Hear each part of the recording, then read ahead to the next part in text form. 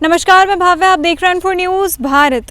आज 13 नवंबर है। आज हज़ारीबाग वासी अपना मत का प्रयोग कर रहे हैं और सरकार बनाने में एक अहम भूमिका निभा रहे हैं, अपने अधिकार का प्रयोग कर रहे हैं। फिलहाल हम जुड़े हुए हैं कुछ लोगों से, कुछ वोटर्स से जुड़े हुए हैं हज़ारीबाग के संत कोलंबस कॉलेज, जहां पर एक सेंटर बना है वोटिंग्स को लेकर के। लोग यहाँ आ रहे हैं और बढ़ चढ़ कर के लोग हिस्सा ले रहे हैं अपना अधिकार का प्रयोग करने में। क्या कुछ कहना चाहेंगे अपने वोट के बारे में, पहले बताइए। वोट तो सभी को देना चाहिए, घर से आकर के सबको, और वोट एक महापर्व है। अच्छा, किन मुद्दों को इस बार ध्यान में रख करके आप लोगों ने वोटिंग किया है? विकास के मुद्दों को। विकास के मुद्दों को। हज़ारीबाग में काफ़ी सालों से आप वोट दे रहे होंगे। हज़ारीबाग में क्या लग रहा है कि और कौन से कार्य होने रह गए हैं? हज़ारीबाग देखिए, विकास का काम तो लगातार होता है, पूरा तो कभी होता नहीं, धीरे धीरे हो रहा है। एक तो यहाँ ट्रैफिक का ज़्यादा परेशानी है।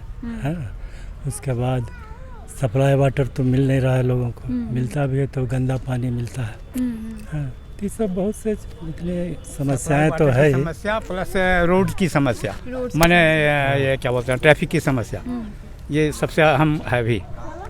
हाँ, लोगों के लिए, इसलिए कि आना जाना, स्कूल वगैरह वगैरह वगैरह जाना रहता है, इतना लेट हो जाता है कि आदमी कुछ मार्केटिंग नहीं कर पाता है या कुछ कर नहीं पाता है, तो चाहिए। अच्छा, ऐसे 5 चीज़ बताइए, ऐसे 5 मुद्दे बताइए जिनको आपने इस बार जहन में रखा है और चाह रहे हैं कि जो आगे सरकार बने, जो कोई भी आपने जिनको चुना है, हाँ वो करें। तो पहला मुद्दा तो वही हो गया, ट्रैफिक।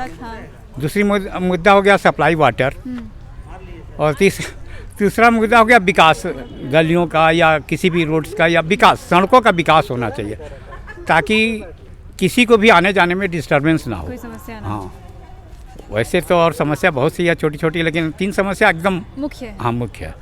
कुछ युवा वोटर्स भी हमारे साथ जुड़े हुए हैं और युवाओं को लेकर के झारखंड सरकार बहुत ज़्यादा कशमकश में रहती है। इस बार युवा क्या सोच करके वोट कर रही है? इस बार युवा बदलाव के सोच के वोट कर रही है, क्योंकि मैं एक सिंपल सा एग्जांपल बताता हूँ कि 2019 में हम लोग जेएसएससी का एग्ज़ाम का फॉर्म भरे थे, जिसका रिज़ल्ट अभी तक नहीं आया है। मतलब 5 साल हो गया, स्टिल हम लोग 2 बार एग्ज़ाम दिए, कैंसिल हुआ, अभी पेपर आउट हुआ, बट उसका कोई 7 लाख युवा उसमें फॉर्म भरे थे, बट वो अभी तक उसका कोई रिजल्ट नहीं आया। अभी भी हम लोग असमंजस में हैं कि क्या होगा आगे। सो हम लोग इस बार बदलाव चाहते हैं और हम लोग उसी सरकार को चुनेंगे जो हमारी सुनेगी। अच्छा, मत को लेकर के क्या कहना चाहेंगी? वोट को लेकर के इस बार मतलब वोट हम लोग वुमेन इक्वालिटी के लिए दे रहे हैं, और जो वुमेन को इक्वल रखे और सबको इक्वली ट्रीट करे, वुमेन के एजुकेशन पे ध्यान दे। हज़ारीबाग में ऐसे कौन से मुद्दे हैं जिनको आप चाहती हैं कि ये बदलाव हो इसमें? Education department, medical department. काफ़ी सालों से हज़ारीबाग में वोटिंग करते आ रहे होंगे आप, कैसे हज़ारीबाग आपको बदलते हुए नज़र आया है? हज़ारीबाग में कोई विशेष बदलाव नहीं हुआ अभी तक, और जो भी प्रत्याशी आते हैं वो अपनी देखते हैं, दूसरे की नहीं देख रहे हैं। आम जनता तो उसी तरह परेशान है। अगर सुधार होता है तो बहुत अच्छी बात है, डेवलपमेंट होना चाहिए। इस बार जहन में क्या रख करके वोट किया आपने? बेरोजगारी, जो एक बहुत बड़ी समस्या है अभी बच्चों के लिए, बिल्कुल। और दूसरी चीज़ है विकास भी होना चाहिए। जैसे हज़ारीबाग का मेन रोड देख लीजिए, वो बिल्कुल सकरा है, आदमी को चलने में दिक्कत होती है, बराबर जाम रहता है। ये सारी समस्या हज़ारीबाग शहर की है, और विकास बहुत ज़्यादा नहीं हो पा। हज़ारीबाग को आपने इतने सालों से बदलते हुए देखा है, क्या अंतर आया है?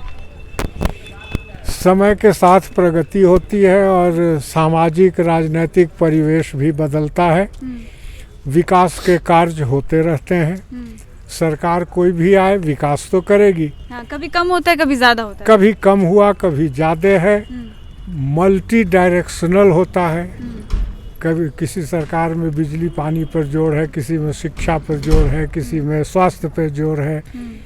कभी कभी सरकारें ऐसी आती हैं जो सबों को लेकर मल्टी डायमेंशनल विकास के बारे में सोचते हैं, काम करते हैं। मैं आशा करता हूं कि इस बार जो सरकार बनेगी वह मल्टी डायमेंशनल डेवलपमेंट की ओर ध्यान देगी। जैसे किन किन मुद्दों पर? सबसे पहले तो शिक्षा, स्वास्थ्य, उसके बाद रोजगार। शिक्षित रहेंगे, रोजगार तो चाहिए। शिक्षा, स्वास्थ्य, स्वस्थ रहेंगे तभी रोजगार करेंगे। ये दोनों के बाद हमारे पास रोजगार, रोजी रोटी की व्यवस्था हमारे युवकों में होनी चाहिए। ये 3 मुद्दे हो जाते हैं और सड़क, बिजली, पानी ये मेरे ख्याल से रूटीन मैटर है, परस्पर चलती रहती है। चलती रहती है। सभी सरकार आते हैं, उनके पास बजट होता है और इस दिशा में वे लोग काम करते रहें ईमानदारी से। अगली सरकार, आने वाली सरकार भी इस दिशा में सिंसियरली ध्यान देंगी, ऐसी मैं आशा करता हूँ। और मैं अपनी शुभकामना सभी जीतने वाले कैंडिडेट्स को देता हूँ। मतदान को लेकर के क्या कहना चाहेंगे? मतदान की सुविधा बहुत अच्छी है। इस बार हम लोग को दिक्कत नहीं हुई, बहुत आसानी से हो गया और total credit goes to situation और कंडीशन जो भी है ना वो। ठीक है। क्या इस बार किन मुद्दों को जहन में रख करके इस बार आप मतदान किया आपने? नहीं, जैसे सर ने भी कहा कि मैं भी एग्री करता हूँ कि डेवलपमेंट के लिए हमको जो भी चीज़ें चाहिए उसमें सड़क सबसे महत्वपूर्ण है। लेकिन मैं अभी देख रहा हूँ सड़कें बन रही हैं, जो भी सड़कें हैं ये, जिसमें हम लोग यहाँ पर आए थे 1982 में, 42 साल पहले की बात, उसे रूरल एरिया लगता था। लेकिन अर्बन स्प्रॉल इतना अधिक हो गया है ना आज के डेट में कि पॉपुलेशन बहुत अधिक बढ़ गया है। और जब पॉपुलेशन बढ़ता है बट उसके हिसाब से वो सड़कें नहीं बन पाती हैं, तो ये एक मेजर प्रॉब्लम है यहाँ के लिए। लेकिन अभी तो हो रहा है। दूसरी समस्या है रोज़गार की। रोज़गार इसलिए कि मैं जहाँ खड़ा हूँ अभी, ये सेंट कॉमर्स कॉलेज का ये प्रीमाइस है।